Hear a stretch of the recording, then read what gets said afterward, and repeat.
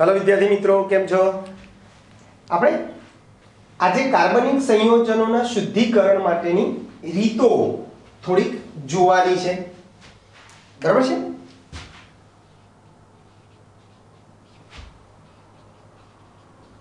કાર્બનિક સંયોજનોના શુદ્ધિકરણ માટેની पद्धति। पहला तो कैसे शुद्ध पदार्थ एटले शुं? बराबर छे? रसायन विज्ञान में शुद्ध पदार्थ एटले शुं?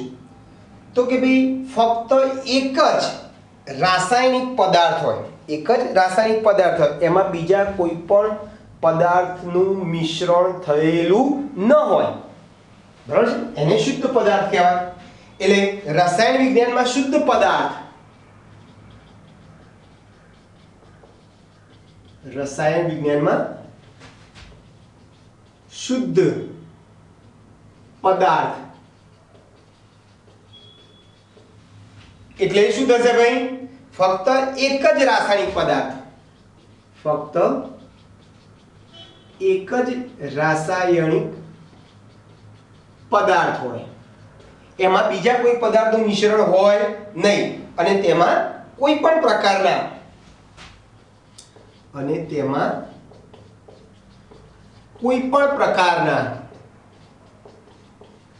अन्य पदार्थों मिश्रण होय नहीं, एक ज पदार्थ होय, एने आपणे शुद्ध पदार्थ कहीए छीए। હવે આ कार्बनिक पदार्थों शुद्धिकरण माटे जे पद्धतिओ वपराय छे, पद्धतिओ कोनी पर आधार राखे छे? कार्बनिक संयोजनों शुद्धिकरण माटेनी पद्धतिओ जे छे ए पद्धतिओ बे वस्तु पर आधार राखे छे। एक कार्बनिक संयोजनोनी प्रकृति कया प्रकारनो छे? कार्बनिक संयोजनोनी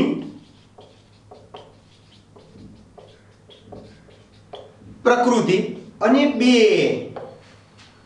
બે તેમાં હાજર રહેલી અશુદ્ધિઓ, તેમાં હાજર રહેલી અશુદ્ધિઓ પર આધાર રાખે છે।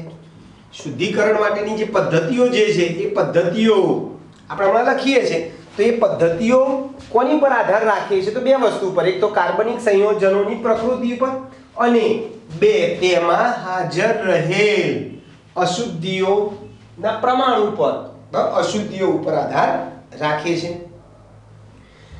હવે આ સંયોજનોની જે શુદ્ધતા જે છે તેમના ગલન બિંદુ અને ઉત્કલન બિંદુના માપનના આધારે નક્કી થાય છે। શું કીધું ભાઈ? સંયોજનની શુદ્ધતા, સંયોજનની શુદ્ધતા કોની પર આધાર રાખે છે ભાઈ? શુદ્ધતા માપન, શુદ્ધતા તેના ગલન બિંદુ, સોરી, સંયોજનની શુદ્ધતા તેના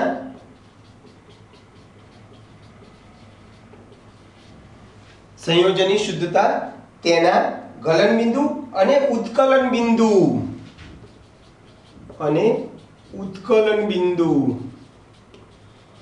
ना मापनना आधारे थाय छे, ना मापनना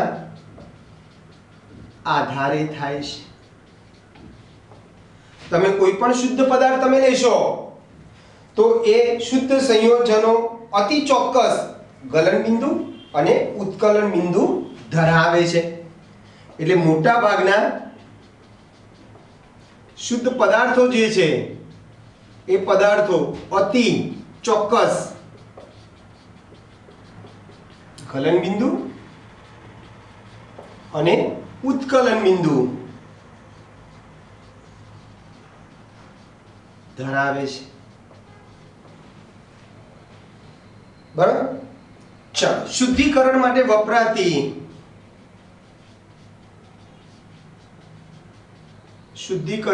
વપરાતી વિવિધ પદ્ધતિઓ દર્શાવતો ચાર્ટ નીચે પ્રમાણે છે. બરાબર છે? નીચે પ્રમાણે છે. તો શુદ્ધિકરણ માટેની પદ્ધતિઓ. શુદ્ધિકરણ માટેની પદ્ધતિઓ.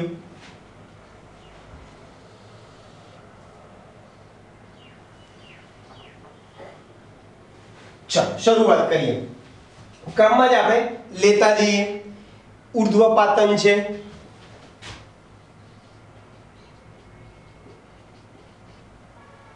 પછી બીજું સ્ફટિકીકરણ, પછી વિભેદન, બરાબર છે, નિસ્યંદન,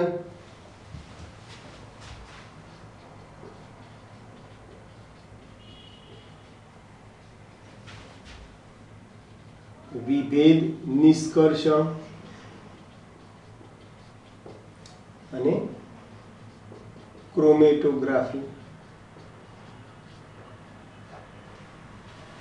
ઉર્ધ્વપાતન, નિસ્યંદન, સ્ફટિકીકરણ, વિભેદી નિષ્કર્ષણ અને ક્રોમેટોગ્રાફી. હવે આમાં પણ પેટા વિભાગ છે પાછા. જો સ્ફટિકીકરણમાં સામાન્ય અને વિભાગીય સ્ફટિકીકરણ. સામાન્ય અથવા સાદું,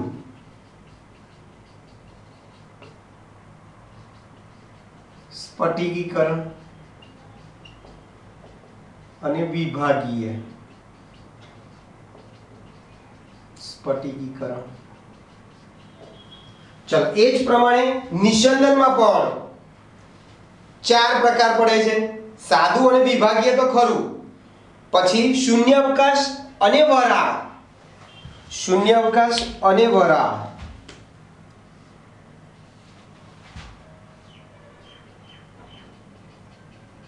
એક તો સામાન્ય, સાદું સ્ફટિકીકરણ, પછી વિભાગીય,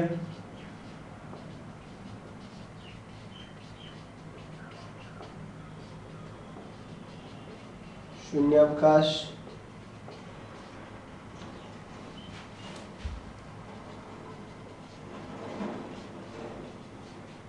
અને વરાળ.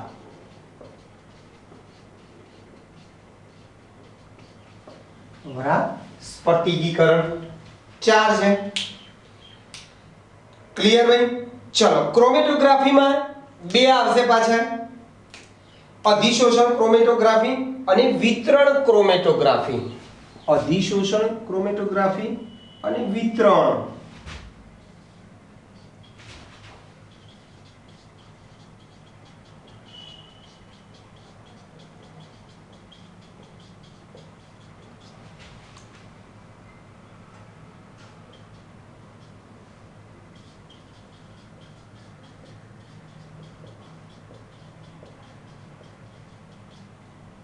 વિતરણ ક્રોમેટોગ્રાફી. હવે પાછા આ અધિશોષણ ક્રોમેટોગ્રાફીમાં 2 પ્રકાર આવે. સ્તંભ ક્રોમેટોગ્રાફી અને પાતળા સ્તરની ક્રોમેટોગ્રાફી.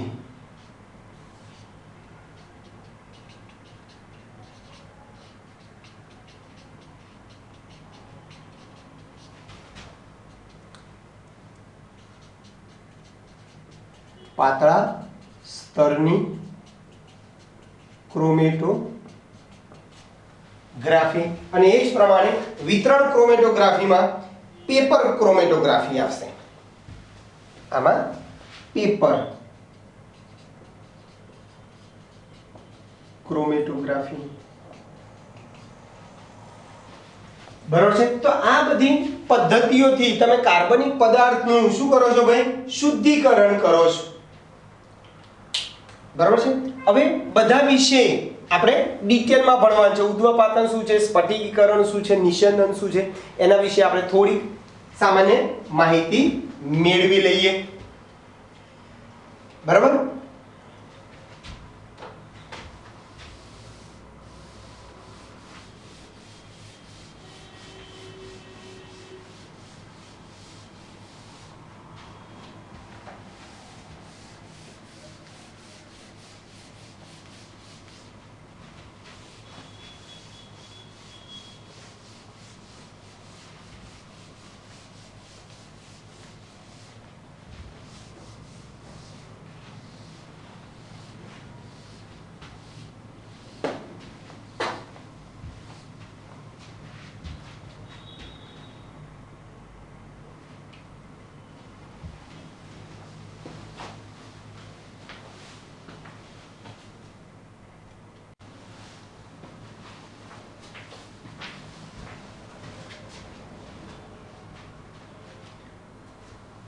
હવે આપણે કીધું એ પ્રમાણે એ જે કાર્બનિક સંયોજનોના શુદ્ધિકરણ માટેની જે જુદી જુદી પદ્ધતિઓ જે છે એમાંથી બે પદ્ધતિ મેં અહીંયા અત્યારે લખેલી છે. એક છે ઉર્ધ્વપાતન અને બીજી છે નિસ્યંદન. ઉર્ધ્વપાતન તમને બધાને ખબર છે કે કોઈ પણ ઘન પદાર્થ તમે લો તો એને તમે શું કરો ભાઈ? ગરમ કરો તો ઘનમાંથી પ્રવાહી થાય, પ્રવાહીને વધારે ગરમ કરો તો વાયુ થાય. પણ ઉર્ધ્વપાતનમાં શું કરવામાં આવે છે? ડાયરેક્ટ ઘનમાંથી ડાયરેક્ટ શેમાં રૂપાંતર થાય? વાયુમાં થાય. એને ઉર્ધ્વપાતન કહેવાય. સપોઝ કે કપૂરની ગોળી હોય અથવા આયોડિન હોય તો કપૂરની ગોળી કે આયોડિન જે છે ઘન છે એને તમે ગરમ કરશો ને તો ડાયરેક્ટ રૂપાંતર ઘનમાંથી સીધું શેમાં થઈ જાય ભાઈ? વાયુમાં રૂપાંતર થાય. તે પદ્ધતિને આપણે ઉર્ધ્વપાતન પદ્ધતિ કહીશું. ઉર્ધ્વપાતિત થઈ શકે તેવા પદાર્થો, ઉર્ધ્વપાતિત થઈ શકે તેવા પદાર્થો એટલે હમણાં કીધું એ પ્રમાણે આયોડિન છે, કપૂર છે, વગેરે વગેરે. તો ઉર્ધ્વપાતિત થઈ શકે તેવો પદાર્થ જ્યારે બીજા પદાર્થો સાથે અશુદ્ધિ તરીકે મિશ્ર થયેલ હોય ત્યારે એને અલગ કરવા માટે આ પદ્ધતિ આપણે વાપરીએ છીએ. દાખલા તરીકે એમોનિયમ ક્લોરાઇડ છે, NH4Cl, કેમ્ફર, કેમ્ફર એટલે કપૂર, naphthalene, benzoic acid, anthracene, indigo, anthranoic acid, anthraquinone, iodine વગેરે પદાર્થોનું આ પદ્ધતિ દ્વારા શુદ્ધિકરણ કરવામાં આવે છે. પછી બીજી પદ્ધતિ જે છે સ્ફટિકીકરણ. એમાં યાદ રાખજો કે જ્યારે બે સંયોજનોની દ્રાવ્યતા દ્રાવકમાં ભિન્ન હોય, ભિન્ન હોય એટલે અલગ અલગ હોય, દ્રાવકમાં ભિન્ન અથવા તો અલગ હોય ત્યારે બે પદાર્થોની દ્રાવ્યતા દ્રાવકમાં જુદી જુદી હોય ત્યારે આ પદ્ધતિ વપરાય છે એકચ્યુઅલી. બરાબર છે. આમ આ પદ્ધતિ સંયોજન અને અશુદ્ધિઓ, સંયોજન અને અશુદ્ધિઓની યોગ્ય દ્રાવકમાં દ્રાવ્યતાના તફાવત ઉપર રહેલી છે. એટલે યોગ્ય દ્રાવકમાં કાર્બનિક પદાર્થ અને બીજી જે અશુદ્ધિ જે છે બંનેની દ્રાવ્યતા જુદી જુદી હોય એ પદ્ધતિ ઉપર આ પદ્ધતિ રચાયેલી છે. તમે જ્યારે પદાર્થને યોગ્ય દ્રાવકમાં નાખો છો ત્યારે દ્રાવકમાં પેલી અશુદ્ધિને કારણે દ્રાવક જે દ્રાવણ બને છે, દ્રાવકમાં જ્યારે કાર્બનિક પદાર્થ અશુદ્ધિ સહિત જ્યારે નાખીએ છીએ ત્યારે દ્રાવણ રંગીન બને છે. તો એ દ્રાવણના રંગને દૂર કરવા માટે આપણે શું વાપરીશું ભાઈ? સક્રિયકૃત ચારકોલ એટલે કે કોલસો વાપરીએ છીએ. મીઠું અને ખાંડ ને મારે અલગ કરવા છે તો એ મીઠા અને ખાંડને હું ઇથેનોલમાં નાખી દઉં તો ખાંડ જે છે એ ઇથેનોલમાં દ્રાવ્ય છે, મીઠું ઇથેનોલમાં દ્રાવ્ય નથી. ગાળી લો એટલે નીચે જે આવશે ઇથેનોલનું દ્રાવણ જેમાં ખાંડ દ્રાવ્ય છે, ઉપર ગરણીમાં શું રહેશે ભાઈ? તમારું મીઠું. તો જે ખાંડ જે વાળું જે દ્રાવણ આવ્યું નીચે એ દ્રાવણનું તમે સ્ફટિકીકરણ કરી અને એમાંથી તમે ખાંડને અલગ કરી શકો છો. બીજું ઉદાહરણ બેન્ઝોઇક એસિડ અને નેપ્થેલિનને પણ તમે ગરમ પાણીમાં દ્રાવ્ય કરીને એ બંનેને તમારે અલગ કરવું હોય તો કરી શકો છો. આ નિશનન પદ્ધતિ બાષ્પશીલ પદાર્થને ગરમ કરીએ તો એ પદાર્થ બાષ્પમાં ફેરવાય, પછી એ બાષ્પ જે છે એને ઠંડી પાડી દેવાની, બરાબર. એ બાષ્પને તમે ઠંડી પાડી દો તો એ પેલા શુદ્ધ પ્રવાહી સ્વરૂપે આપણને મળે છે. આ સિદ્ધાંત ઉપર એકચ્યુઅલી નિશનન પદ્ધતિ આધાર રાખે છે અથવા તો કાર્ય કરે છે. પછી આ જે નિશનન પદ્ધતિ જે છે એના બે પ્રકાર છે, એક સામાન્ય અથવા તો સાદું નિશનન અને બીજું વિભાગીય નિશનન. હવે સામાન્ય નિશનનમાં શું છે કે જ્યારે બે કાર્બનિક પદાર્થો અથવા તો બે કાર્બનિક પ્રવાહી લઈશું, એ બે કાર્બનિક પ્રવાહી વચ્ચે તાપમાનનો તફાવત પૂરતો હોય, એટલે કે બંને પ્રવાહીના તાપમાન વચ્ચે મોટો તફાવત હોય, બંનેના તાપમાન જુદા જુદા હોય, ત્યારે આ સામાન્ય નિશનન પદ્ધતિથી એમને અલગ કરવા તો કરી શકો છો. દાખલા તરીકે ક્લોરોફોર્મનું ઉત્કલન બિંદુ 334 કેલ્વિન છે, બંનેના ઉત્કલન બિંદુ જુદા જુદા હોય છે, અથવા બંનેના ઉત્કલન બિંદુ વચ્ચે પૂરતો મોટો તફાવત હોવો જોઈએ, એવા બે પ્રવાહીને તમે સાદા નિશનનથી અલગ કરી શકો છો. બરાબર છે ભાઈ. દાખલા તરીકે ક્લોરોફોર્મ જેનું ઉત્કલન બિંદુ 334 કેલ્વિન છે અને બીજું જે છે એ એનિલિન જેનું ઉત્કલન બિંદુ 457 કેલ્વિન છે, તો બંનેના ઉત્કલન બિંદુ વચ્ચે મોટો તફાવત છે, જેને તમે આ પદ્ધતિથી તમે અલગ કરી હોય તો કરી શકો છો. બીજા ઘણા ઉદાહરણ તમને આપેલા છે, ક્લોરોફોર્મ અને એનિલિન, પછી એસીટોન અને ઇથેનોલ છે, ઈથર અને ટોલ્યુઇન છે, હેક્ઝેન અને ટોલ્યુઇન છે, એનિલિન અને બેન્ઝીન છે. તો આ બધા જે બે પ્રવાહી જે છે, કાર્બનિક પ્રવાહી જે છે, એને તમારે અલગ કરવું હોય તો સામાન્ય નિશનન પદ્ધતિ અલગ કરી શકો છો. પણ જો બે કાર્બનિક પ્રવાહીના ઉત્કલન બિંદુ વચ્ચે પૂરતો તફાવત ના હોય, એટલે કે એમના ઉત્કલન બિંદુ લગભગ નજીક હોય, તો એને અલગ કરવા માટે આપણે સામાન્ય નિશનન પદ્ધતિ વપરાય નહીં. એના માટે તમારે વિભાગીય નિશનન પદ્ધતિ જોઈએ. એમાં જુદા જુદા વિભાગીય તમે પાઠ્યપુસ્તક તમે જોશો તો એમાં જુદી જુદી વિભાગીય સ્તંભ આપેલા છે, બરાબર છે, આકૃતિઓ બધી આપેલી છે, બરાબર. તો એ વિભાગીય સ્તંભ દ્વારા બેના ઉત્કલન બિંદુ સરખા હોય, એટલે કે લગભગ નજીક હોય, તેને એ વિભાગીય સ્તંભ દ્વારા તમે અલગ કરવા તો કરી શકો છો. જે પ્રવાહીના ઉત્કલન બિંદુ વધુ હોય અથવા જે પ્રવાહી તેમના ઉત્કલન બિંદુ કે તેનાથી નીચા તાપમાને વિઘટન પામતા હોય, બહુ ઉત્કલન બિંદુ કરતા નીચા તાપમાને વિઘટન પામતા હોય, તો એમના શુદ્ધિકરણ માટે આ પદ્ધતિ વપરાય છે. ચલો, આ પદ્ધતિમાં દબાણ ઘટાડવા માટે જળ પંપ અથવા તો શૂન્યાવકાશ પંપનો ઉપયોગ થાય છે, વપરાય છે. આના ઉદાહરણમાં આ પદ્ધતિ દ્વારા સાબુ ઉદ્યોગમાં વધેલો પદાર્થ છે એમાંથી ગ્લિસરોલને તમારે અલગ કરવું હોય તો કરી શકો છો. બરાબર છે. ગ્લિસરોલને અલગ કરવા માટે, સાબુના મિશ્રણમાંથી ગ્લિસરોલને અલગ કરવા માટે તમારે વિભાગીય નિશનન પદ્ધતિ વપરાય છે. ક્લિયર? પછી આવે છે તમારે વરાળ પદ્ધતિ, એટલે વરાળ નિશંદન. બરાબર છે. વરાળ નિશંદન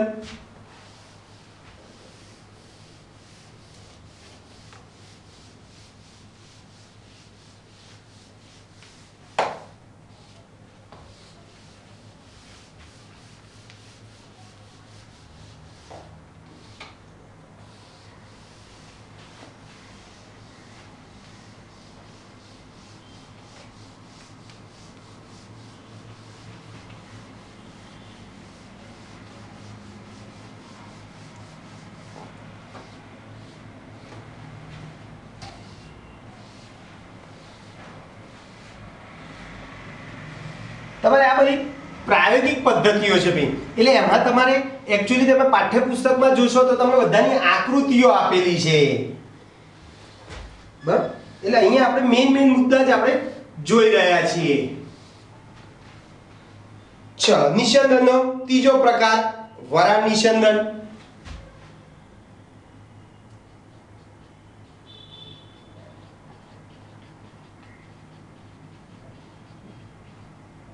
બરાબર છે. વરાળ નિસ્યંદન,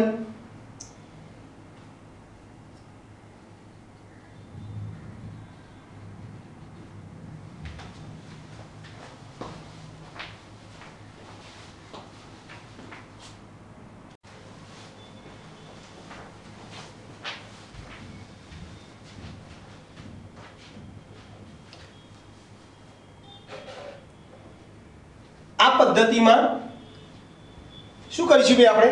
તો કે ભાઈ બાષ્પશીલ, વરાળ બાષ્પશીલ અને પાણીમાં મિશ્ર ના થઈ શકે તેવા મિશ્રણના અલગીકરણ માટે આ વરાળ નિસ્યંદન પદ્ધતિ વપરાય છે.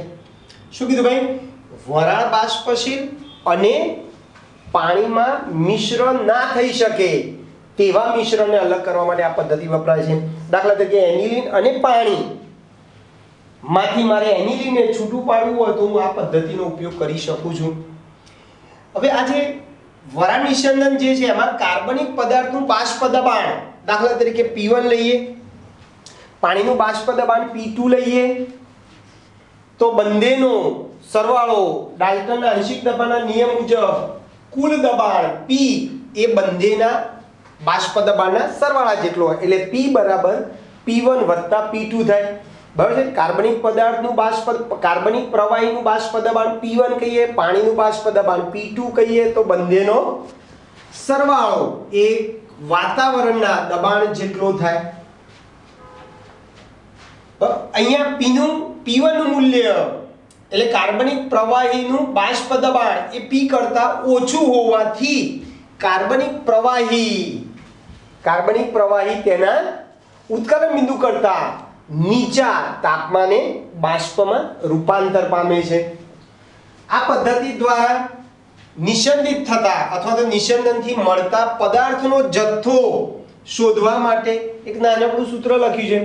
આ પદ્ધતિથી મળતા પદાર્થનો જથ્થો શોધવા માટેનું સૂત્ર સાવ સિમ્પલ છે. W1/W2 બરાબર P1 ગુણ્યા 18 છેદમાં P2 ગુણ્યા પ્રવાહીનું આણ્વીય દબાણ. આ 18 જે છે એ પાણીનું આણ્વીય દળ છે. 18 એટલે લખીશું. તો આપણે W2 શોધવો હોય, મળતા પદાર્થનો જથ્થો તમારે શોધવો હોય તો આ સૂત્ર વાપરી શકો ભાઈ. W1/W2 બરાબર P1 ગુણ્યા 18 છેદમાં P2 ગુણ્યા પ્રવાહીનું આણ્વીય દળ. પછી વિભેદી નિષ્કર્ષણ આવે છે. શુદ્ધિકરણ માટેની બીજી પદ્ધતિ જે છે એ વિભેદી નિષ્કર્ષણ. ચલો આ પદ્ધતિ દ્વારા શું કરીશું ભાઈ? તો કે ભાઈ કાર્બનિક સંયોજનો કે જેને આપણે જલીય માધ્યમમાંથી એવા કાર્બનિક દ્રાવક વડે નિષ્કર્ષિત કરવામાં આવે છે કે જેમાં કાર્બનિક સંયોજનોની દ્રાવ્યતા એ પાણીમાંની દ્રાવ્યતા કરતા, કાર્બનિક સંયોજનોની દ્રાવ્યતા એ પાણીમાંની દ્રાવ્યતા કરતા કેવી હોય ભાઈ? વધુ હોય છે. એટલે આ પદ્ધતિમાં જલીય દ્રાવણ અને કાર્બનિક દ્રાવક એકબીજામાં મિશ્ર થવા જોઈએ નહીં. આ પદ્ધતિમાં જલીય દ્રાવણ અને કાર્બનિક દ્રાવક એકબીજામાં મિશ્ર થવા જોઈએ નહીં, જેથી તેઓ બે સ્તર બનાવી શકે છે. અને એ બે સ્તરને તમે અલગ રીતે ગરણીથી તમે એને છૂટા પાડી શકો છો. બે સ્તર બને, બંને સ્તરને ચોક્કસ ગરણીથી એને અલગ કરી શકો છો.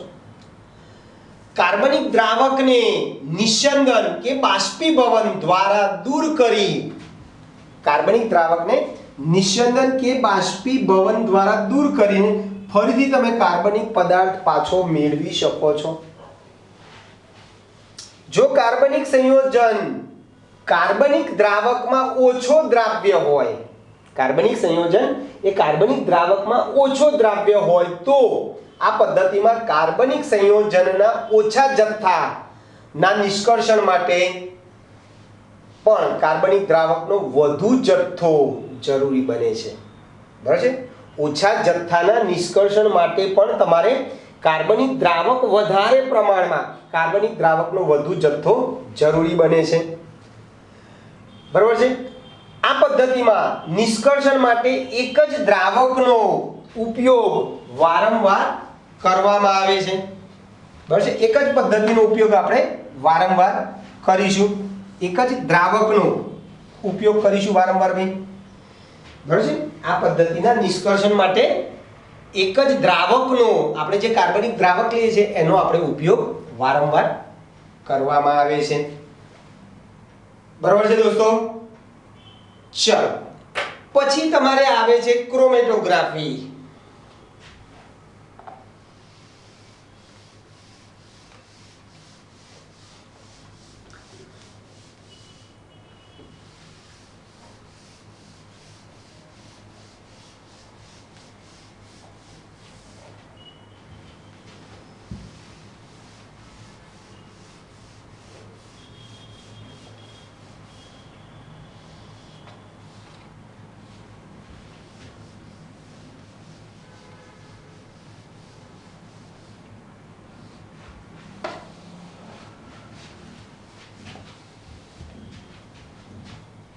ચોથી પદ્ધતિ આવે છે ક્રોમેટોગ્રાફી.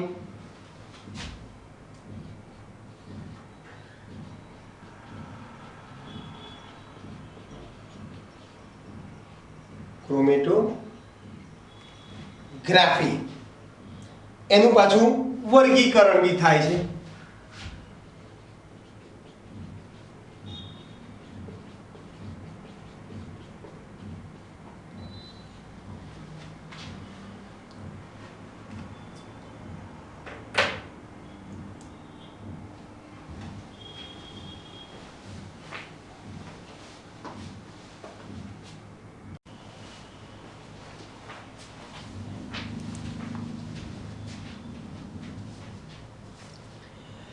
ચલો, આ તો ક્રોમેટોગ્રાફી પદ્ધતિમાં શું કરીશું ભાઈ, અથવા તો આ ક્રોમેટોગ્રાફી પદ્ધતિનો ઉપયોગ આપણે ક્યાં કરીશું? તો કે ત્રણ જગ્યાએ થાય છે ક્રોમેટોગ્રાફીનો ઉપયોગ.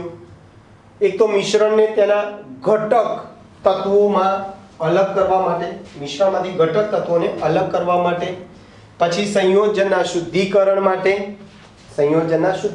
માટે, અને સંયોજનની શુદ્ધતાની ચકાસણી કરવા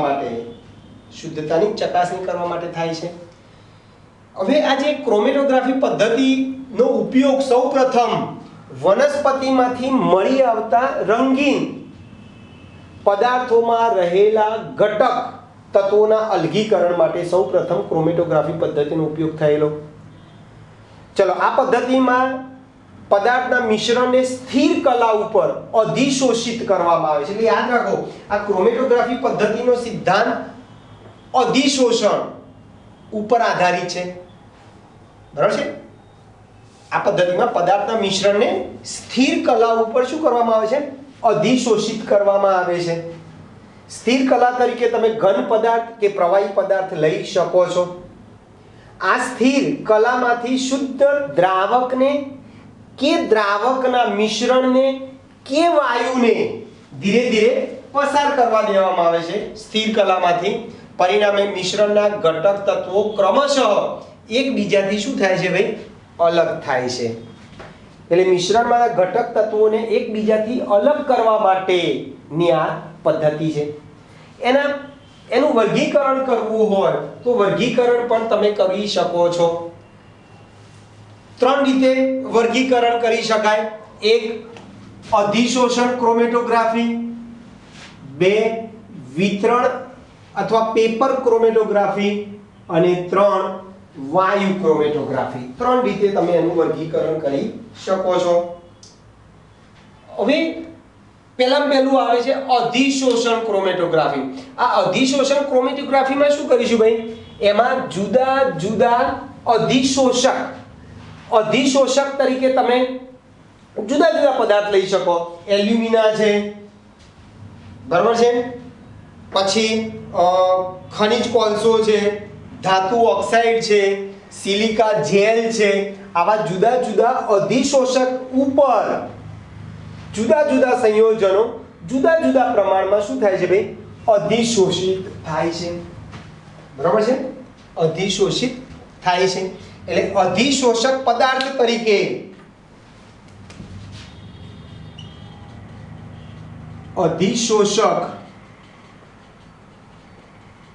તરીકે શું લઈ શકો ભાઈ તમે? સિલિકા છે, બરાબર છે, ધાતુના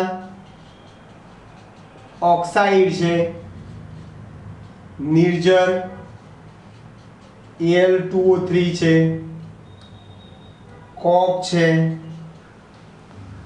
આવા પદાર્થો તમારે લેવા તો તમે લઈ શકો છો.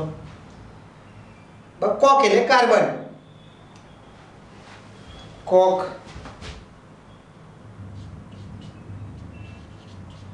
ખનિજ કોલસો, બરાબર છે, ખનિજ કોલસો, ધાતુ ઓક્સાઇડ, સિલિકા જેલ, એલ્યુમિના,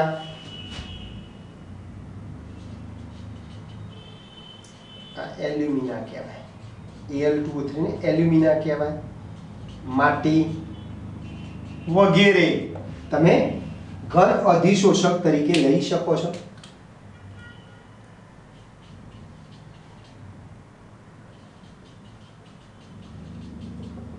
એટલે આવા ઘન અધિશોષક ઉપર તમે જુદા જુદા પદાર્થોનું શું કરી શકો છો? ભાઈ મિશ્રણમાંના જુદા જુદા પદાર્થોનું અધિશોષણ એ ઘન અધિશોષક ઉપર થાય છે. એના બે પ્રકાર છે, સ્તંભ ક્રોમેટોગ્રાફી અને પાતળા સ્તરની ક્રોમેટોગ્રાફી. સ્તંભ ક્રોમેટોગ્રાફીમાં શું કરીશું ભાઈ? કાચની નળી લઈશું, એ કાચની નળીમાં ગોઠવેલા આવા જુદા જુદા અધિશોષક ના સ્તંભ દ્વારા મિશ્રણને તમે શું કરી શકો છો ભાઈ? અલગ કરી શકો છો. બરાબર છે. દાખલા તરીકે એક કાચની નળી લઈએ આપણે, એમાં હું શું ભરું ભાઈ? એલ્યુમિના ભર દઉં. સફેદ ઘન પદાર્થ છે, એલ્યુમિનાને હું ભરી દઉં અને પછી શું કરીએ ભાઈ? આપણે એ જે જુદા જુદા ઘટક ધરાવતું જે મિશ્રણ જે છે એ મિશ્રણને આપણે આ નિર્જર એલ્યુમિના છે,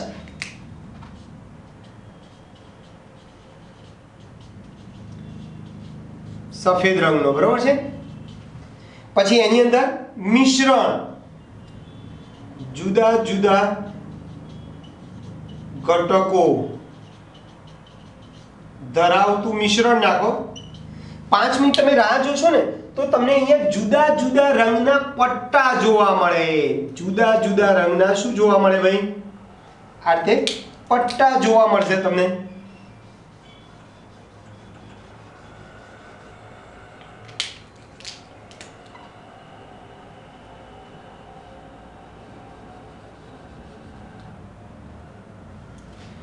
તો આ રીતે કીધું ને, ઘન અધિશોષકમાં શું થાય છે ભાઈ? આ જુદા જુદા ઘટક તત્વોનું જુદા જુદા પ્રમાણમાં શું થાય છે ભાઈ? અધિશોષણ થાય છે અને પરિણામે આપણને જુદા જુદા રંગના પટ્ટા મળે છે. એટલે ટૂંકમાં જુદા જુદા એક જ પ્રકારના ઘન અધિશોષકમાં જુદા જુદા વિભાગમાં આપણને જુદા જુદા ઘટક તત્વોના જુદા જુદા રંગના આપણને પટ્ટા જોવા મળે છે સ્તંભ ક્રોમેટોગ્રાફીમાં.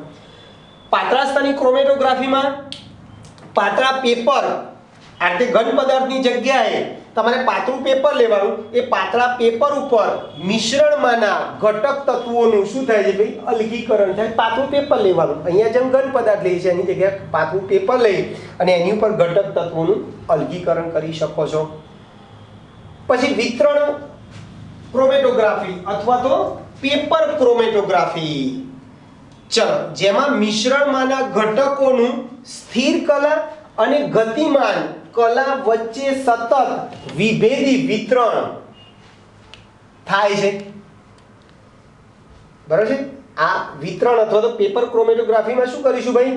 ઘટકોનું સ્થિર કલા અને ગતિમાન કલા વચ્ચે સતત વિભેદી વિતરણ થાય છે. અથવા તો આ રીતે આપણે બને વચ્ચે સતત વિભેદી વિતરણ થાય છે.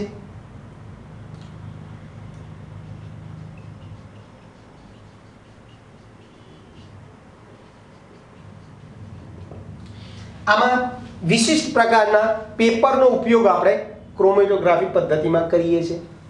એમાં પાછા બે પ્રકાર છે, એક પટ્ટી પેપર ક્રોમેટોગ્રાફી અને વર્તુળાકાર પેપર ક્રોમેટોગ્રાફી એનો આપણે ઉપયોગ કરીએ છીએ. ક્લિયર દોસ્તો? તો આ કાર્બનિક સંયોજનોના શુદ્ધિકરણ માટેની આપણે આ પદ્ધતિઓ જોઈ. બરાબર છે? ચલો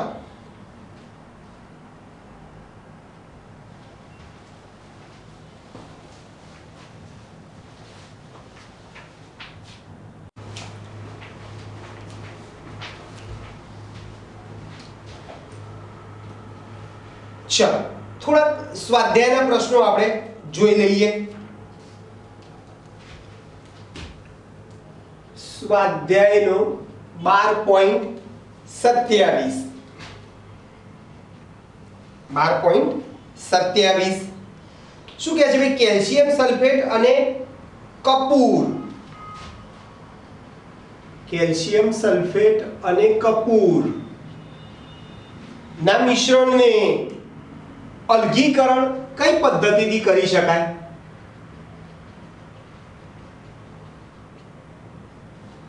મિશ્રણને અલગ કરવા માટે આપણે પદ્ધતિ જોઈ ગયા ઉર્ધ્વપાતન પદ્ધતિ. મિશ્રણને ઉર્ધ્વપાતન પદ્ધતિ થી અલગ કરી શકાય. બરાબર છે? ઉર્ધ્વપાતન પદ્ધતિથી અલગ કરી શકીએ. પછી 12.28મો પ્રશ્ન છે કે વરાળ નિસ્યંદન દરમિયાન કાર્બનિક પ્રવાહી તેના ઉત્કલન બિંદુથી નીચા તાપમાને શા માટે ઉકળે છે? ચલો આપણે ખબર છે, બોલો. P1 એ કાર્બનિક પ્રવાહીનું બાષ્પ દબાણ છે. વરાળ પદ્ધતિમાં આપણે P1 એ કાર્બનિક પદાર્થનું કાર્બનિક પ્રવાહીનું બાષ્પ દબાણ કહીશું અને P2 એ પાણીનું બાષ્પ દબાણ છે. આ બંને દબાણનો સરવાળો કરશો તો તમને વાતાવરણનું આ કુલ દબાણ આપણને મળે. P એ શું હોય? કુલ દબાણ હોય. એટલે અહીંયા કાર્બનિક પ્રવાહીનું બાષ્પ દબાણનું મૂલ્ય અહીં P1 નું મૂલ્ય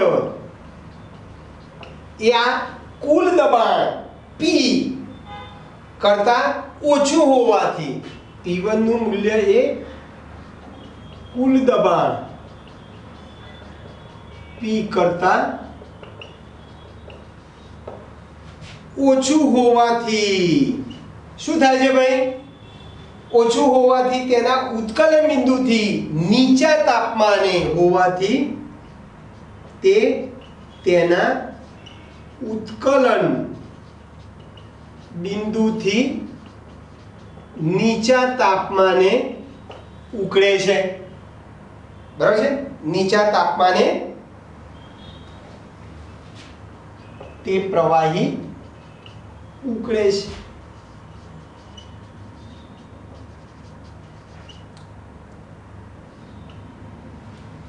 બરાબર છે?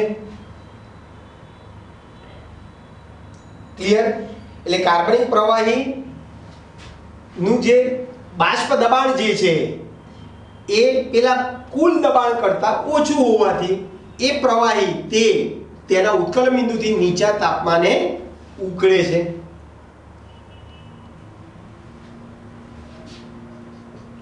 ઓછું હોવાથી તે પ્રવાહી તેના ઉત્કલન બિંદુથી નીચા તાપમાને ઉકળે છે.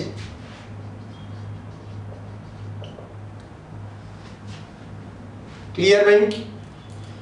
પછી સ્વાધ્યાયનો 12.29 કે CCl4 ને સિલ્વર નાઇટ્રેટ સાથે ગરમ કરવાથી AgCl ના સફેદ અવક્ષેપ મળશે? તો કે ભાઈ મળશે નહીં. આ CCl4 ને AgNO3 સાથે બરાબર છે ગરમ કરો તો આપણને AgCl ના સફેદ અવક્ષેપ મળતા નથી. કેમ ભાઈ? તો CCl4 એ સહસંયોજક પદાર્થ છે બરાબર છે, કારણ કે CCl4 એ સહસંયોજક પદાર્થ છે અને સહસંયોજક પદાર્થ હોવાથી તેમાંથી AgCl ના અવક્ષેપ માટે Cl- નું આયનીકરણ થઈ શકે નહીં બરાબર છે. તેમાંથી AgCl ના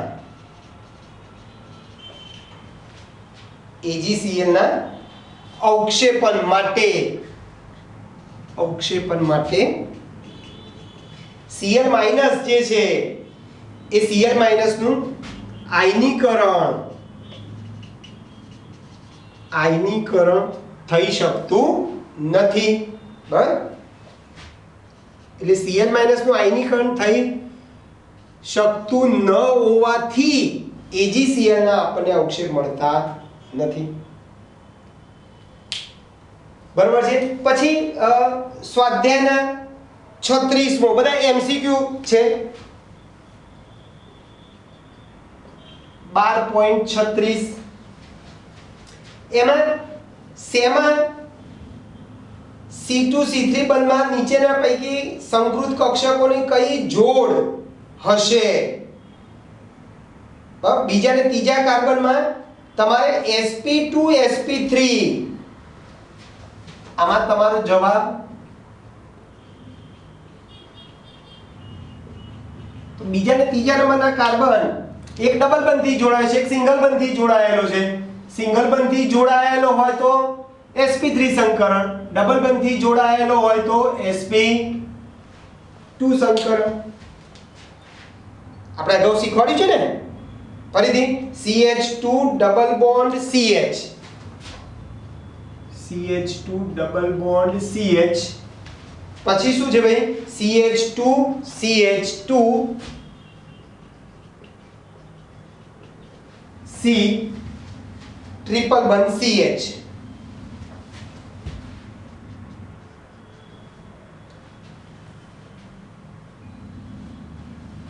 બરાબર છે. બીજા ને ત્રીજા કીધું છે એટલે અહીંયાથી નંબર આપો તમે તો આ પહેલા નંબરનો કાર્બન, બીજો ને ત્રીજો, ચોથો, પાંચમો, છઠ્ઠો. તમને ફરીથી એકવાર કહી દઉં શું થશે ભાઈ? જો આ ડબલ બંધથી જે જોડાયો એ sp2 માં હોય, ડબલ બંધથી જે જોડાયો sp2 માં સંકરણ, આ ટ્રિપલ એકલ બંધથી જોડાયો sp3 માં, એટલે આપણો જવાબ આ આવશે. તમારો જવાબ C આવશે આ બીજા ને ત્રીજા કાર્બન ઉપર. ચલો ફરીથી એકલ બંધથી હોય sp3, ટ્રિપલ બંધથી હોય તો sp.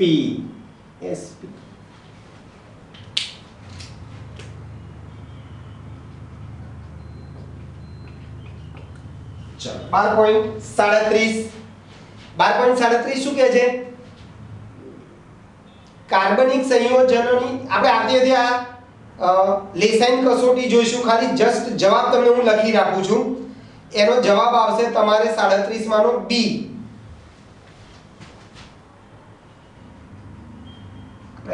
આવતી વખતે આ થિયરી બાકી છે, એનો જવાબ આવશે B.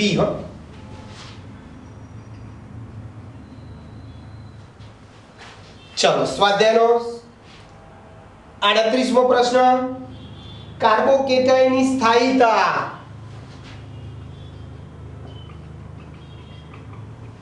ચલો કાર્બોકેટાયનની સ્થાયીતા 1 ડિગ્રી 2 ડિગ્રી 3 ડિગ્રી તરફ જાઓ એમ શું થાય ભાઈ? કાર્બોકેટાયનની સ્થાયીતા વધતી જાય છે તરફ જતા કાર્બોકેટાયન ની સ્થાયીતા વધે છે. એટલે 1 ડિગ્રી 2 ડિગ્રી 3 ડિગ્રીમાં સૌથી વધુ સ્થાયી કોણ હશે ભાઈ? 3 ડિગ્રી એટલે તમારે જવાબ 3 ડિગ્રી વાળું કયું ઉદાહરણ આપેલું છે ભાઈ બી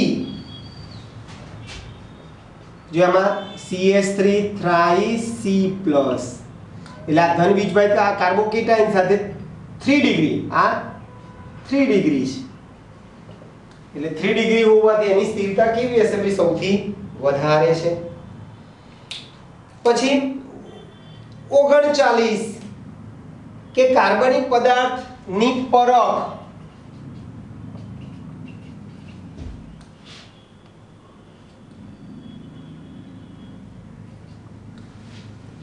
ઓગણચાલીસમાં શું કહે છે ભાઈ કાર્બનિક પદાર્થની પરખ શુદ્ધિકરણ અને અલગીકરણ માટેની સર્વોચ્ચમ અને આધુનિક પદ્ધતિ કઈ છે તો આપણે જવાબ આપી ગયા પણ ભાઈ ક્રોમેટોગ્રાફી આ ક્રોમેટોગ્રાફી પદ્ધતિ સૌથી શુદ્ધ છે અલગીકરણ માટેની છે પરખ માટેની છે એટલે કાર્બનિક પદાર્થની પરખ શુદ્ધિકરણ અને અલગીકરણ માટેની સર્વોત્તમ આધુનિક પદ્ધતિ કઈ છે ભાઈ ક્રોમેટોગ્રાફી છે અને છેલ્લી આપણે 4 પદ્ધતિઓ તમને લખાયેલી તમને આવી પદ્ધતિ આપી છે CH3 CH2